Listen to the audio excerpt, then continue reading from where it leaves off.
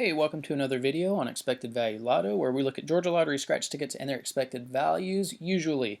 This video is a little bit different, and this is a video that I have been kind of sitting on for about a month now.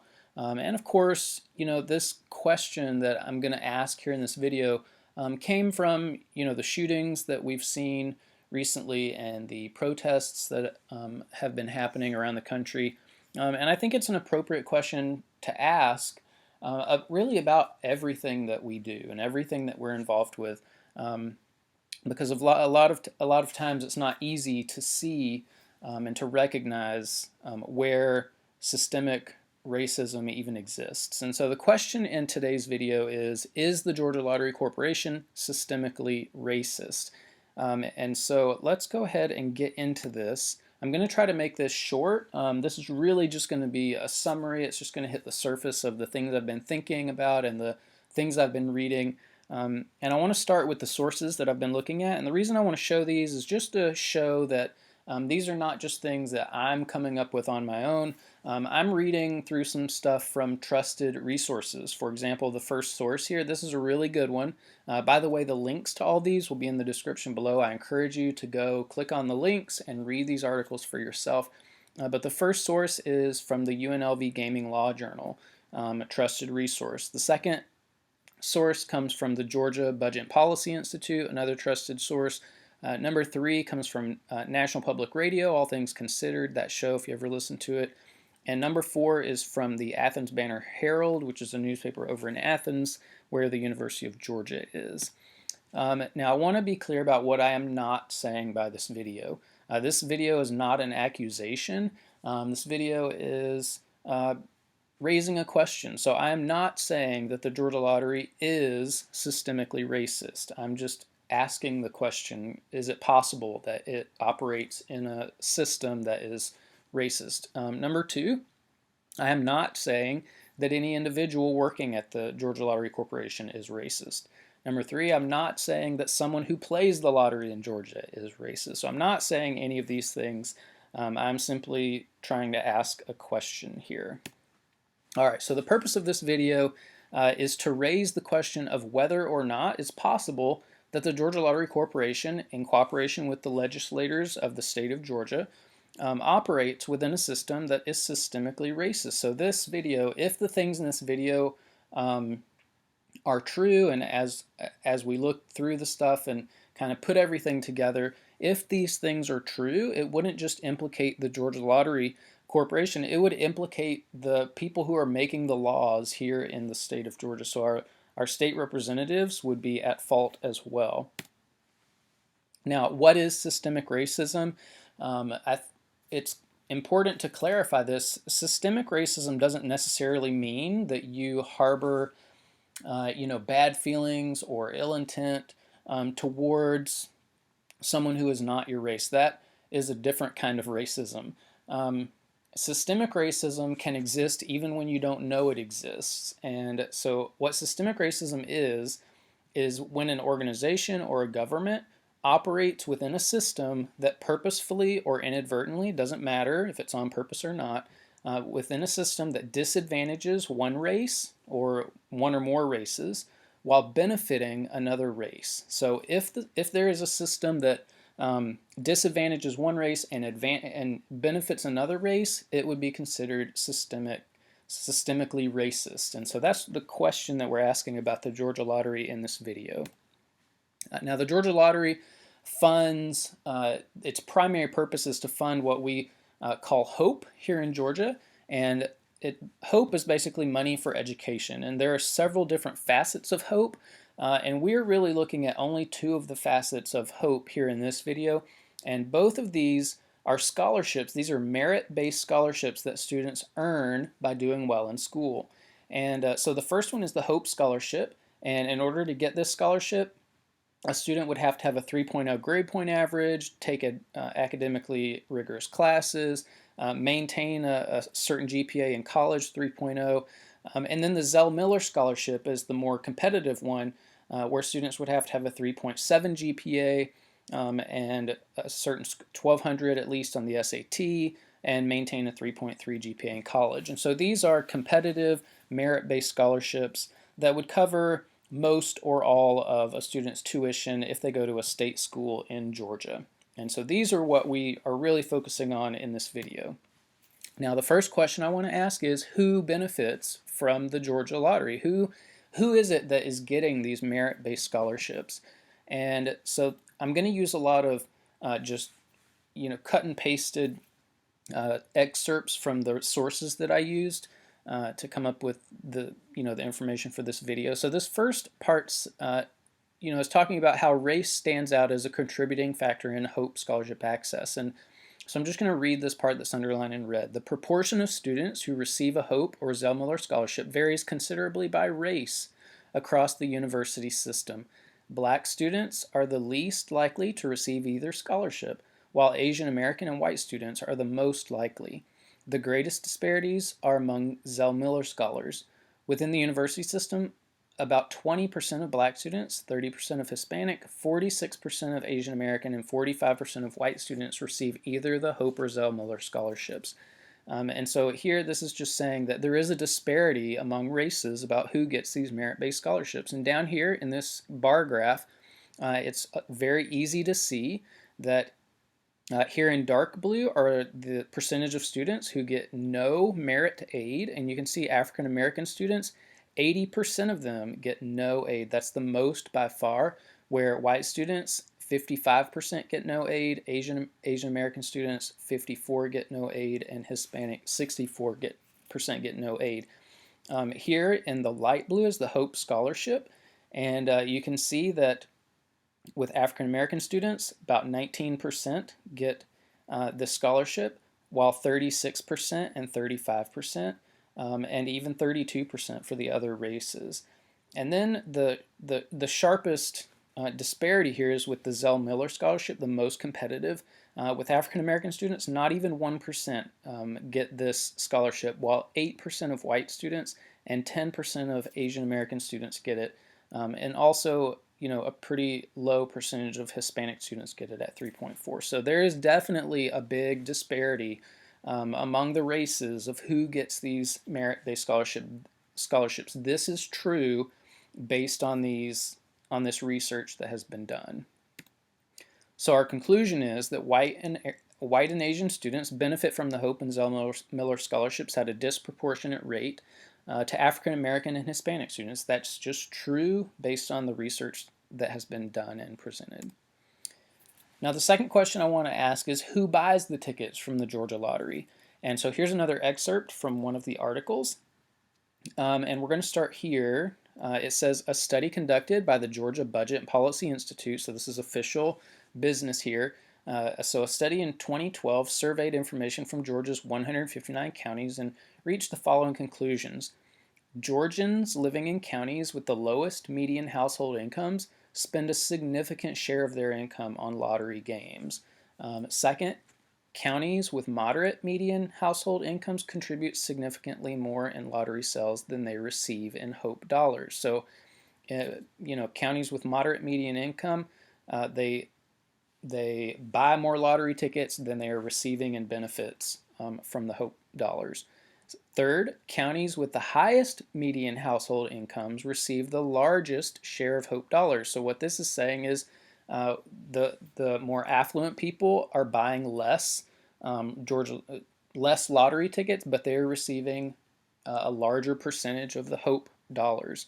And then finally, counties where lottery spending is highest are more economically distressed. And so I didn't put the evidence here that the poorer communities in Georgia are typically minority communities, but that is in some of the sources that I've listed, and you can go back and look at that if you need to verify that. But typically, the poorer communities are minority communities.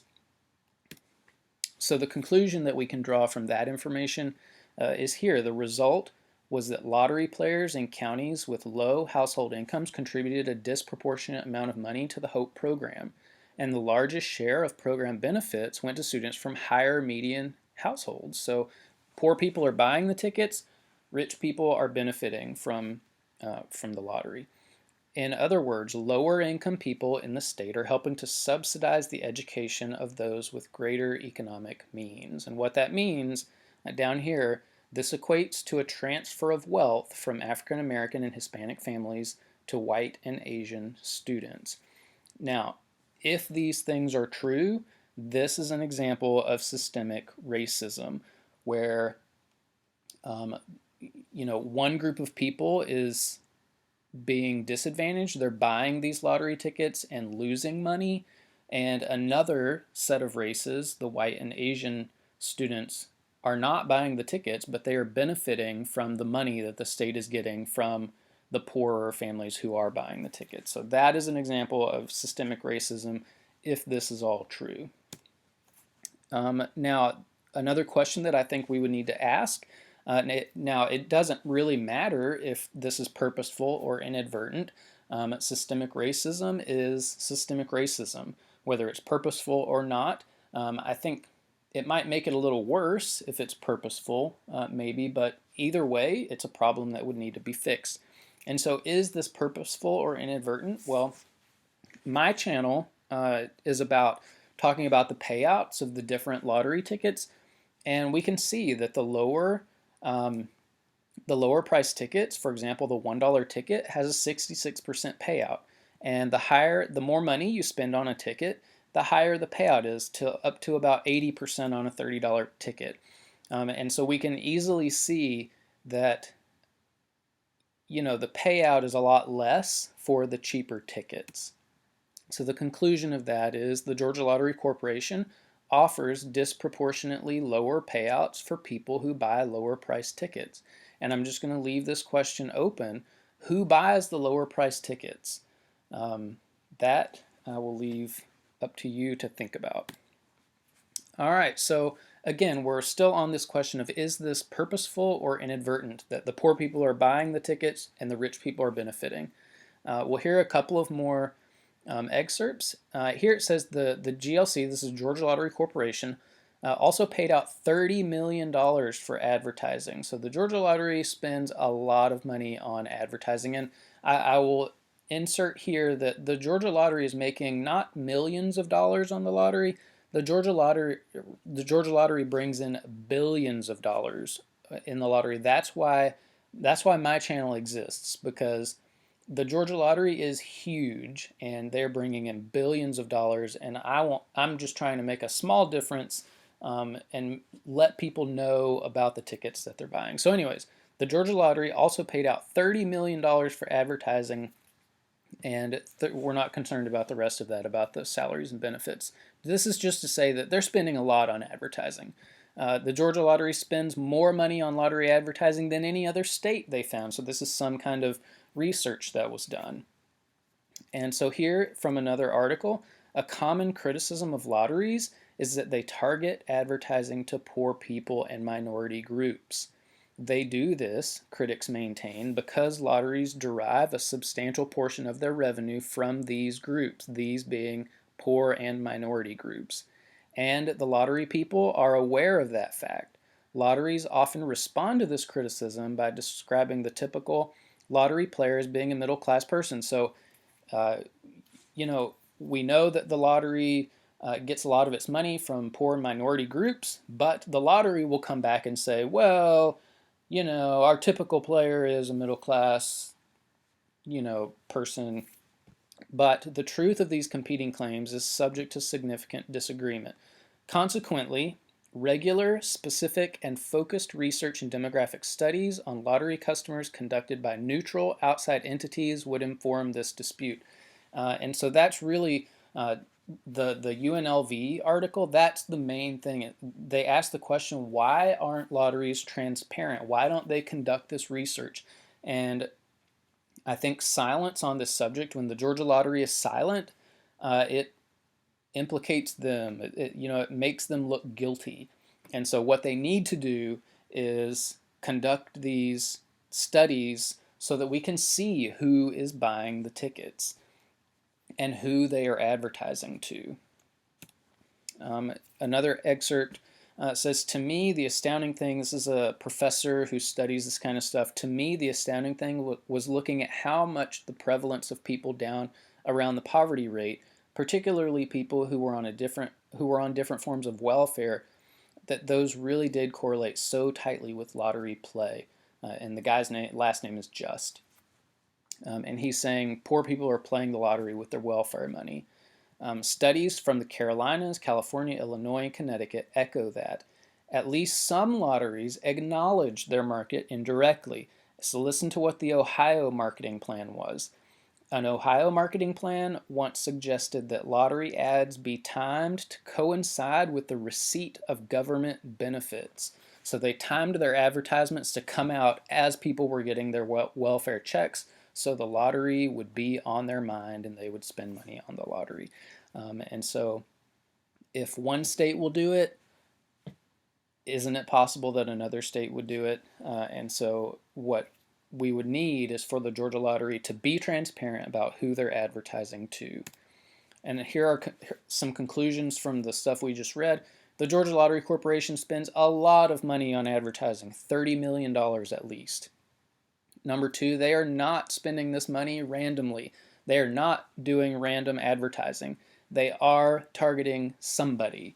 We know that. The Georgia Lottery is a group of smart people, and they are not putting out random advertisings. Whether they will admit it or not, they are targeting somebody. Number three, at least some states, just what we saw from Ohio, at least some states admit that they target the poor. And again, I'll say if one state will do it, isn't it possible that another state will do that? Number four, independent research and demographic studies are required to truly know the answers to these questions, and the Georgia Lottery and the state of Georgia really should be honest enough and transparent enough to allow these things to happen. So the question is the Georgia Lottery systemically racist? Well, here are some facts that we've seen. First, white and Asian students benefit at a disproportionate rate than African American and Hispanic students do based on the numbers that we saw from the Hope and Zell Miller scholarships. White and Asian students get those at a larger proportion than African American and Hispanic students. Fact, the second fact, poorer families spend a larger proportion of their income on lottery tickets than more affluent families do. The third fact, the Georgia Lottery Corporation spends a lot of money on advertising. And finally, this advertisement is targeted at somebody. That is true. So I'm going to read a couple of excerpts from the UNLV report. It says, however, a state-sponsored lottery is no ordinary commercial venture. It involves the state directly being involved in the generation of revenues from losses of those who buy lottery tickets. Typically residents of that state. And so these are statements that I just completely couldn't agree with more, and the author has said it better than I could say these things. The second quote, as state agents, lotteries should be held to high standards of disclosure and forthrightness regarding their customers and operations. That is true, and that is something the Georgia Lottery is really bad about. They don't disclose things, and they are not forthright at all. This includes the need for the disclosure of the lottery's customer base. We have to know that in order to know if the Georgia Lottery Corporation is racist or not. A survey of state law, however, reveals that only a few states mandate objective studies of lottery customer demographics.